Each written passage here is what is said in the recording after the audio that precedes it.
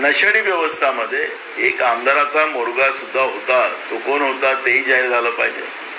ते पण माहिती आहे. मुलांसाठी वेगळा कायदा आणि गरिबांसाठी वेगळा कायदा जे गुजरात मधून महाराष्ट्रात पोर्ट मधून आणले जातात.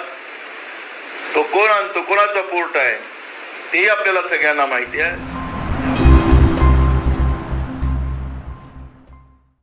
देण्याचं काम, त्या डिग्रीचा उपयोग त्याच्यामध्ये राज्याचे गृहमंत्री करतात आहे का? खरं तर काँग्रेसची भूमिका याच्यात स्पष्ट आहे की तातडीनं देवेंद्र फडणवीसनं आपल्या पदाचा राजीनामा दिला पाहिजे. आणि ज्या पद्धतीनं, कारण की आता 10 पबवर पुण्यामध्ये 36 पब त्यांनी त्या ठिकाणी पाडले, तशा पद्धतीचं रिपोर्ट इथं आलेला आहे.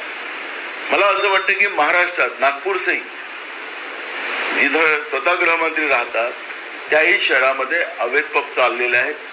त्या ठिकाणी असंख्य तरुण पिढीला बर्बाद करण्याचं काम केलं जाते आहे. अशा पूर्ण महाराष्ट्रामध्ये हे पब यांच्या अधिपत्याखाली चालत होते हे सिद्ध होतात आहे.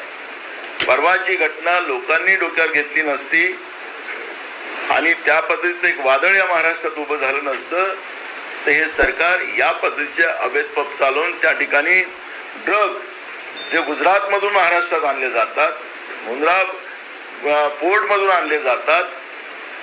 तो कोण आणतो, कोणाचा पोर्ट आहे तेही आपल्याला सगळ्यांना माहिती आहे. त्या पोर्टच्या माध्यमातून मोठ्या प्रमाणात ड्रग महाराष्ट्रामध्ये आणून नवीन पिढीला बर्बाद करण्याचं पाप हे राज्याचं सरकार जाणून बुजून करते आहे. म्हणून हे सरकारही त्याला जबाबदार आहे. ही भूमिका काँग्रेस पक्षाची आहे.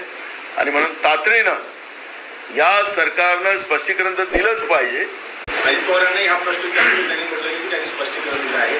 ब्लड सॅम्पल बदलण्याची हिंमत आता सरकारच्या काही अधिकाऱ्यांच्या मार्फत होत आहे असंही या ठिकाणी दिसतं. मी तुम्हाला अजून एक गोष्ट सांगतो की जी आमच्याकडे माहिती आहे त्या माहितीमध्ये असं येतं की ही अल्पवयीन मुलं होती. आता तर पोलीस त्यांना निबंध लिहायला लावत आहे. हे तर खऱ्या अर्थानं म्हणजे श्रीमंतांच्या मुलांसाठी वेगळा कायदा आणि गरिबांसाठी वेगळा कायदा ही परिस्थिती महाराष्ट्रात आपण पाहिलेलीच आहे. पण या सगळ्या नशेडी व्यवस्थामध्ये एक आमदाराचा मोरगा सुद्धा होता. तो कोण होता तेही जाहीर झालं पाहिजे. ते पण माहिती आली पाहिजे पुढं. हा कोण होता, त्याच्यामध्ये गाडीमध्ये उतरणारी लोक तर 2 होती, ते कोण होती तेही समोर आलं पाहिजे. खूप साऱ्या गोष्टी लपलेल्या आहेत त्याच्यात.